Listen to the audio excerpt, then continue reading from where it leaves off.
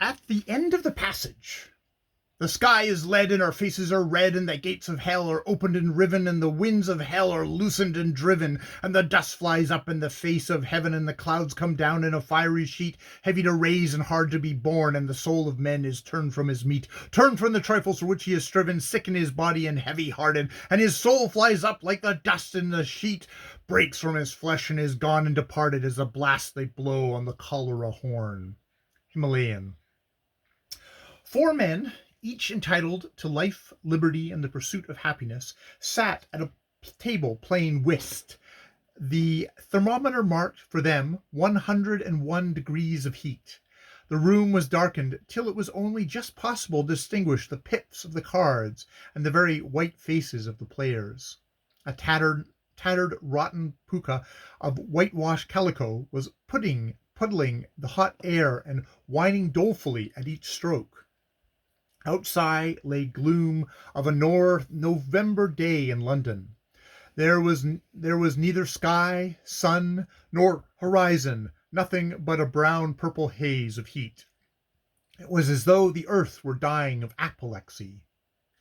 For time to time clouds of tawny dust rose from the ground without wind or warning, flung themselves tablecloth-wise among the tops of the parched trees, and came down again. Then a whirling dust devil would scutter across the plain for a couple of miles, break and fall outwards, though there was nothing to check its flight save a long, low line of piled railway sleepers, white with dust, a cluster of huts made of mud, condemned rails and canvas, and the one squat 4-roomed bungalow that belonged to the assistant engineer in charge of a section of the Guwahati State Line, then under construction. The 4, stripped to the thinnest of sleeping suits, played whist crossly, with wranglings as to leads and returns. It was not the best kind of whist, but they had taken some trouble to arrive at it. Mottram of the Indian Survey had ridden 30 and railed 100 miles from his lonely post in the desert since the night before. Lowndes of the Civil Service, on special duty in the political department, had come as far to escape for an instant the miserable intrigues of an impoverished native state, whose king alternately fawned and blustered for more money from the pitiful revenues contributed by hard-wrung peasants and despairing camel breeders. Spurstow, the doctor of the line, had left a cholera-stricken camp of coolies to look after itself for 48 hours while he associated with white men once more. Humil, the assistant engineer, was the host. He stood fast and received his friends, thus every Sunday, if they could come in. When one of them failed to appear, he would send a telegram to his last address in order that he might know whether the defaulter were dead or alive. There were very many places in the East where it is not good or kind to let your acquaintances drop out of sight, even for one short week. The players were not conscious of any special regard for each other. They squabbled whenever they met, but they ardently desired to meet, as men without water desire to drink. They were lonely folk who understood the dread meaning of loneliness. They were all under 30 years of age, which is too soon for any man to possess that knowledge. "Pilsner?" said Spurstow after the second rubber, mopping his forehead. "Beer's out, I'm sorry to say, and there's hardly enough soda water for tonight," said Hummel. "What filthy bad management!" Spurstow snarled. "Can't help it. I've written and wired, but the trains don't come through regularly yet. Last week the ice ran out, as Lowndes knows. Glad I didn't come. I could have sent you some if had known, though. Phew! It's too hot to be going on playing bumble puppy." This with a savage scowl at Lowndes, who only laughed. He was a hardened defender. Mottram rose from the table and looked out of a chink in the shutters. "What a sweet day," he said. The company yawned all together and betook themselves to an aimless investigation of all of Hummel's possessions, guns, tattered novels, saddlery, spurs, and the like. They had fingered through them a score of times before, but there was really nothing else to do. "Got anything fresh?" said Lowndes.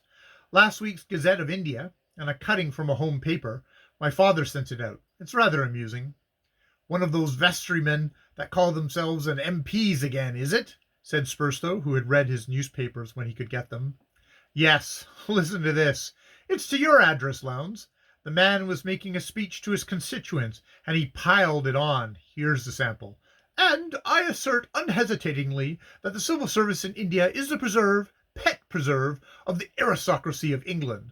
What does this democracy, what do the masses get from that country which we have step by step fraudulently annexed? I answer, nothing whatsoever. It is farmed with a single eye to their own interests by the scions of the aristocracy. They take good care to maintain their lavish scales of income, to avoid or stifle any inquiries into the nature and conduct of their administration, while they themselves force the unhappy peasant to pay with the sweat of his brow for all the luxuries in which they are lapped. Hummel waved the cutting above his head. "Ear, ear," said his audience. Then Lowndes meditatively, I'd give 3 months' pay to have that gentleman spend 1 month with me and see how the free and independent native prince works things. Old Timbersides, this was his flippant title for an honored and decorated feudatory prince, has been wearing my life out this past week for money. By Jove, his latest performance was to send me one of his women as a bribe. Good for you. Did you accept it? Said Mottram. No.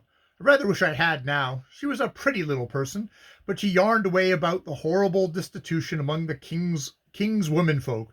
The darlings haven't had any new clothes for nearly a month, and the old man wants to buy a new drag from Calcutta, solid silver railings and silver lamps and trifles of that kind. I've tried to make him understand that he has played the deuce with the revenues for the last 20 years, and must go slow. He can't see it. But he has the ancestral treasure vaults to draw on. There must be 3 million at least in jewels and coin under his palace, said Hummel. Catch a native prince disturbing the family treasure? The priests forbid it, except as the last resort. Old Timberside has added something like 250,000 to the deposit in his reign. Where the mischief does it all come from? Said Mottram. The country, the state of the people is enough to make you sick. I've known the tacksman wait by Milchamill till the foal was born, and then hurry off the mother for arrears. What can I do? I can't get the court clerks to give me any accounts. I can't raise anything more than a fat smile from the commanders-in-chief when I find out the troops are 3 months in arrears, and old Timberside begins to weep when I speak to him. He has taken to the king's peg heavily, liqueur brandy for whiskey, and Heidelsack for soda water. What the rail of Jubeck took to? Even a native can't last long at that, said Spurstow. He'll go out. A good thing, too. Then I suppose we'll have a council of regency and a tutor for the young prince, and hand him back his kingdom with 10 years' accumulations. Whereupon that young prince, having been taught all the vices of the English, will play ducks and drakes with the money and undo 10 years' work in 18 months. I've seen that business before, said Spurstow. I should tackle the king with a light hand if I were you, Loudness. They hate you quite enough under any circumstances. That's all very well. The man who looks on can talk about the light hand, but you can't clean a pigsty with a pen dipped in rose water. I know my risks, but nothing has happened yet. My servant's an old Panthan, and he cooks for me. They're hardly likely to bribe him, and I don't accept food from my true friends, as they call themselves. Oh, but it's weary work. I'd sooner be with you, Spurstow. There's shooting near your camp. Would you? I don't think so. About 15 deaths a day don't incite a man to shoot anything but himself. And the worst of it is that the poor devils look at you as though you ought to save them. Lord knows, I've tried everything. My last attempt was empirical, but it pulled an old man through. He was brought to me apparently past hope, and I gave him gin and Worcestershire sauce with cayenne. It cured him, but I don't recommend it. How do the cases run generally? Said Hummel. Very simple indeed. Chlorodyne, opium pill, chlorodyne, collapse, nitrate, bricks to the feet, and then the burning gaunt. The last seems to be the only thing that stops the trouble. It's black cholera, you know. Poor devils, but I will say, little Bunsey La, my apothecary, works like a demon. I've recommended him for promotion if he comes through it all alive. What are your chances, old man? Said Mottram. Don't know, don't care much, but I've sent the letter in. What are you doing with yourself generally? Sitting under a table in the tent and spitting on the sextant to keep it cool, said the man of the survey, washing my eyes to avoid omathiam, thumb, o, ophthalmalia, up to avoid ophthalmalia, which I shall certainly get, and trying to make a sub-surveyor understand that an error of 5 degrees in an angle isn't quite so small as it looks.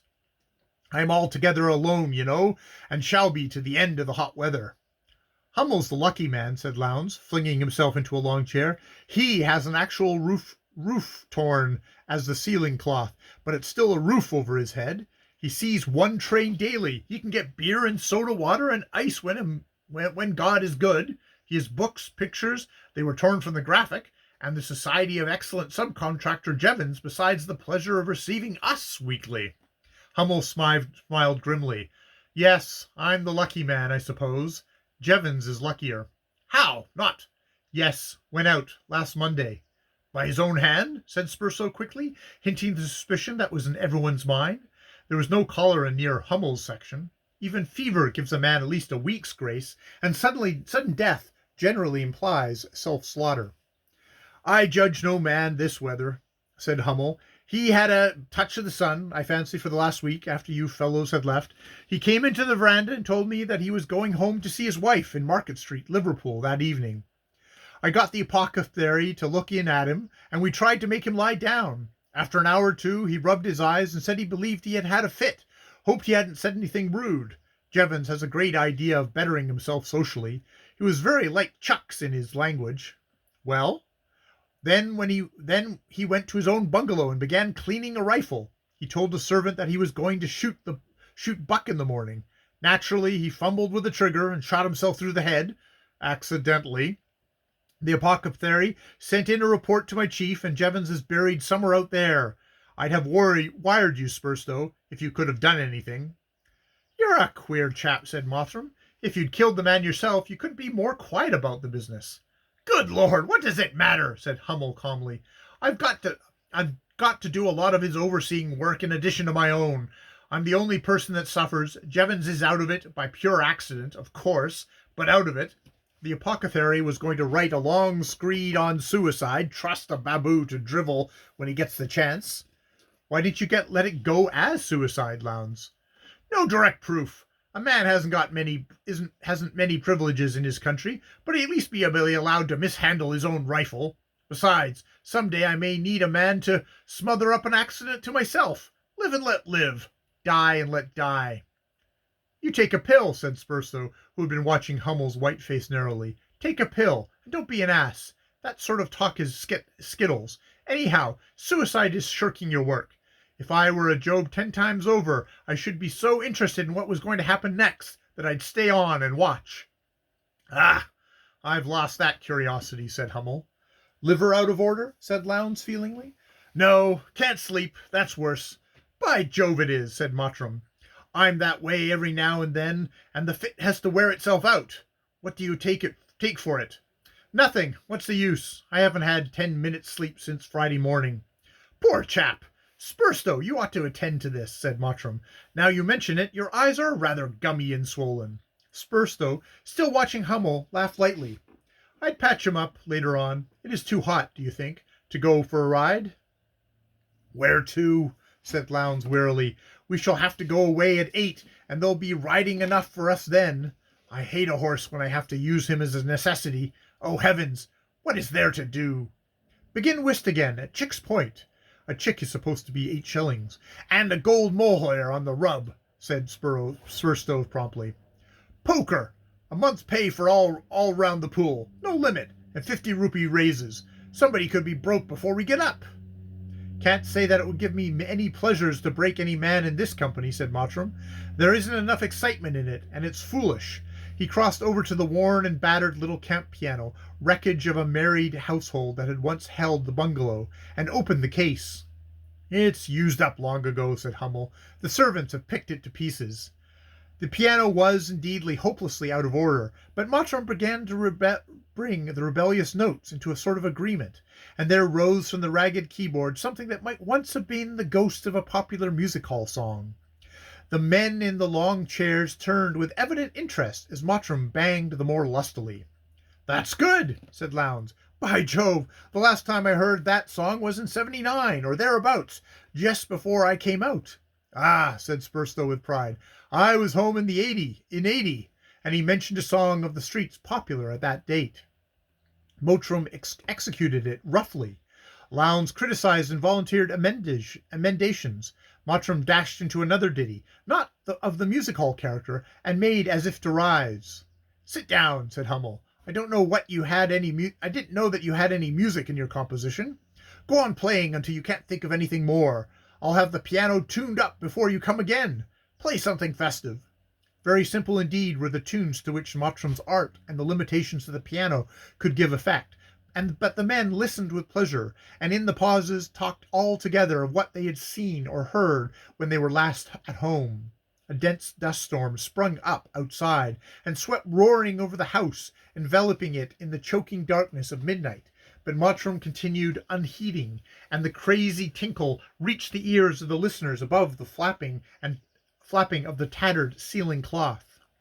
In the silence after the storm, he glided from the more directly personal songs of Scotland, half humming them as he played, into the evening hymn. Sunday, he said, nodding his head. Go on, don't apologize for it, said Spurstow. Hummel laughed long and riotously. Play it, by all means. You're full of surprises today. I didn't know you had such a gift for a Finnish sarcasm. How does that thing go? Mottram took up the tune. Too slow by half. You miss the note of gratitude, said Hummel. It ought to go to the grasshopper's polka, this way, and he chanted Precitismo. Glory be to thee, my God, this night, for all the blessings of the light. That shows that we really feel our blessings. How does it go on?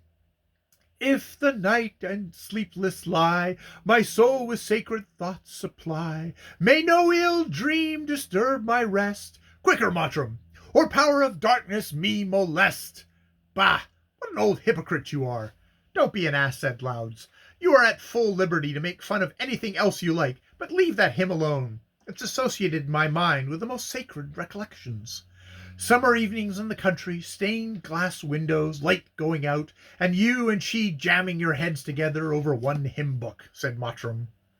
Yes, and a fat old cockchafer hitting you in the eye when you walked home, smell of hay and a moon as big as a bandbox, sitting at the top of a haycock, bats, roses, milk, and midges, said Lowndes. Also mothers. I can just recollect my mother singing to me to sleep when I was a little chap, said Spurstow. The darkness had fallen over on the room. They could hear Hummel squirming in his chair. Consequently, he said testily, you sing it when you are 7 fathom deep in hell. It's an insult to the intelligence of the deity to pretend we're anything but tortured rebels. Take 2 pills, said Spurstow. That's tortured liver. The usual placid Hummel is in a vile bad temper. I'm sorry for his coolies today, said Lowndes, as the servants brought in the lights and prepared the table for dinner. As they were setting into their places about the miserable goat chops and the smoked tapioca pudding, Spurstow took occasion to whisper to Mottram, Well done, David. Look after Saul, then, was the reply. What are you two whispering about? Said Hummel suspiciously. Only saying that you're a damn poor host. This fowl can't be cut, returned Spurstow with a sweet smile. Call this a dinner? Can't help it. You don't expect a banquet, do you? Throughout the meal, Hummel contrived laboriously to insult directly and pointedly all his guests in succession, and at each insult Spurstow kicked the aggrieved persons under the table, but he dared not exchange a glance of intelligence with either of them. Hummel's face was white and pinched, while his eyes were unnaturally large. No man dreamed for a moment of resenting his savage personalities, but as soon as the meal was over, they made haste to get away. Don't go! You're just getting amusing, you fellows. I hope I haven't said anything that annoyed you. You're such touchy devils. Then, changing the note into one of almost abject entreaty, Hummel added, I say, you surely aren't going? In the language of the blessed Jorrocks, where I dines, I sleep, said Spurstow. I want to have a look at your coolies tomorrow, if you don't mind. You can give me a place to lie down in, I suppose? The others pleaded the urgency of their several duties next day, and, saddling up, departed together, Hummel begging them to come next Sunday. As they jogged off, Lowndes unbosomed himself to Mottram. and I never felt so like kicking a man at his own table in my life. He said I cheated at whist and reminded me that I was in debt. Told you you were as good as a liar in your face. You aren't half as indignant enough over it. Not I, said Mottram. Poor devil, did you ever know old Hummy behave like that before, or within 100 miles of it? That's no excuse. Spurstow was hacking my shin all the time, so I kept a hand on myself, else I should have. No, you wouldn't. You would have done as Hummy did about Jevons. Judge no man this weather. By Jove, the buckle of my bride is hot in my hand. Trot out a bit, and wear rat holes. 10 minutes trotting jerked out of Lowell's one very sage remark when he pulled up, sweating from every pore. Good thing Spurstow's with him tonight. Yes, good man, Spurstow. Our roads turn here. See you again next Sunday if the sun doesn't bowl me over. Suppose so, unless old Timberside's finance minister manages to dress some of my food. Good night, and God bless you. What's wrong now? Oh, nothing. Gowns gathered up his whip as he flicked Mottram's mare on the flank, added, You're not a bad little chap, that's all. And the mare bolted 1/2 mile across the sand on the word. In the assistant engineer's bungalow, Spurstow and Hummel smoked the pipes of silence together, each narrowly watching the other. The capacity of a bachelor's establishment is as elastic as its arrangements are simple. A servant cleared away the dining-room table, brought in a couple of rude native bedsteads made of tape strung on light wood frame, flung a square of cool Calcutta matting over each, set them side by side, pinned 2 towels to the pukas so that their fringes should sweep just clear of the sleeper's nose and mouth, and announced that the couches were ready. The men flung themselves down, ordering the puka coolies by all the powers of hell to pull. Every door and window was shut, for the outside air was that of an oven. The atmosphere within was only 104 degrees, as the thermometers bore witness, and heavy with a foul smell of badly trimmed kerosene lamps, and this stench, combined with that of native tobacco, baked brick, and dried earth, sends the hearts of many a strong man down to his boots, for it is the smell of the great Indian Empire which he turns herself for 6 months into a house of torment. Spurstow packed his pillows craftily so that he reclined rather than lay, his head at a safe elevation above his feet. It is not good to sleep on a low pillow in the hot weather if you happen to be of a thick-necked build, for you may pass with lively snores and gurglings from natural sleep into the deep slumber of heat apoplexy. Pack your pillows, said the doctor sharply, as he saw Hummel preparing to lie down at full length.